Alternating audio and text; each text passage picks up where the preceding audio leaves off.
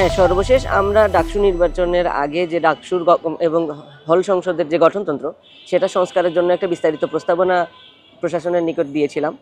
তো সেটার পরে আমরা যেটা দেখলাম যে সকল সংগঠনই সেগুলো দিল এবং দেওয়ার পরে প্রশাসন একটা চূড়ান্ত সংস্কার প্রস্তাবনা আমাদের কাছে পাঠালেন। তো সেটিতে আসলে খুবই স্বল্প সংখ্যক এবং খুবই অকার্যকর কিছু সংস্কার প্রস্তাবনা আমরা দেখেছি, যেগুলোতে আসলে আমাদের সব সংগঠনের কিংবা সকল অংশীজনের যে কিছু কমন দাবি ছিল সেগুলো উঠে আসেনি।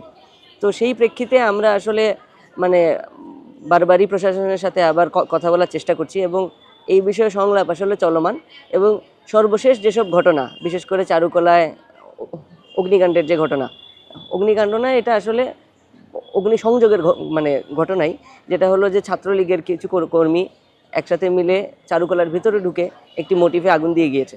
তো সেই ঘটনার পর থেকে আসলে আমরা ক্যাম্পাসের নিরাপত্তার যে বিষয়টা সেটা নিয়ে আমরা খুবই উদ্বিগ্ন এবং সেই সাথে আমরা দেখতে পাচ্ছি যে ছাত্রলীগের বিভিন্ন সন্ত্রাসীরা যারা বিগত সময়ে ছাত্রদল সহ বিভিন্ন সংগঠনের নেতাকর্মীদের এবং বিরোধী মতের মানে যেই দাঁড়িয়েছিল, শিক্ষক বলেন শিক্ষার্থী বলেন, তাদেরকে নির্যাতনের ঘটনার সাথে যুক্ত, তারা ক্যাম্পাসে অবাধে বিচরণ করছে।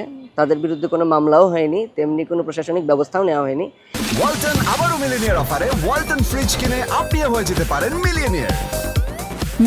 তেমনি আবার সেসব মানে ওই যে নির্যাতনকারী শিক্ষার্থী, তাদের সাথে যুক্ত যেসব শিক্ষক আছেন, তারাও কিন্তু মুক্তভাবেই ক্যাম্পাসে বিচরণ করছে। তাদেরও বিরুদ্ধেও কোনো যে প্রশাসনিক ব্যবস্থা নেওয়া তা আমরা দেখতে পাইনি।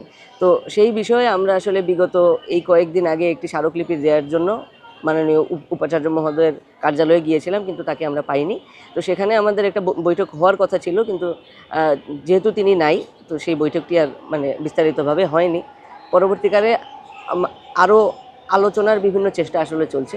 তো সেই দিক থেকে আসলে ক্যাম্পাসের যে নিরাপত্তার ব্যবস্থা, সেটা যদি একটা সমাধানে না যায় এবং ক্যাম্পাসের শিক্ষার্থী বলেন আর যারা রাজনৈতিক কর্মী বলেন, বিশেষত যারা জুলাই আগস্টে আন্দোলনের সাথে যুক্ত, তাদের যদি নিরাপত্তার বিষয়টা প্রশাসন একটা সুরাহায় যেতে না পারে, সেক্ষেত্রে আসলে মানে ডাকসু বলেন আর যে কোনো মানে আনন্দ অনুষ্ঠান বলেন, সেগুলো আয়োজন করাটা আসলে বেশ একটু অসম্ভবই হয়ে পড়বে। আমি বলব, কোন সংগঠনের সাথে আপোষে কি আলাপ করছে সেটা তো আমাদের পক্ষে জানা সম্ভব নয়, যদি না তারা মানে আপনাদের মাধ্যমে আমাদেরকে জানায় কিংবা আমাদের সাথে যোগাযোগ করলে। তো তবে অফিসিয়ালি আমাদের সাথে এই বিষয়ে কোনো সংগঠনেরই কোনো আলাপ হয়নি, কোনো লিয়াজো বা কোনো বিষয়ে। আমি যতটুকু জানি যে যেহেতু এখন মুক্ত একটা পরিবেশ আছে, সকল সংগঠনই তার নিজ নামে এবং নিজ কর্মী নিজ নেতাদের সাথে নিয়ে এই ডাকসু ইলেকশন করার পরিকল্পনাটা করছে।